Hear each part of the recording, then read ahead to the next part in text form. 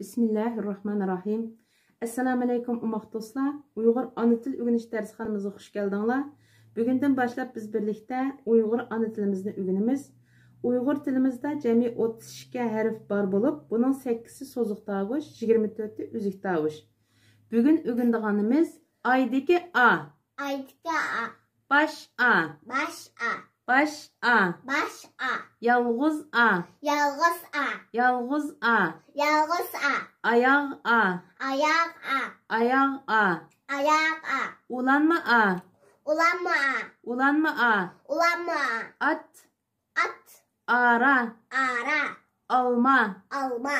Ün alğu. Un alğu. Öğrenip aldыңlar mı?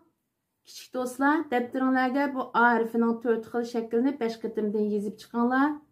Bugünkü dersimiz bu yergacha bo'lsin. Kelar qitimliq darsda ko'rishguncha Allohga omonat.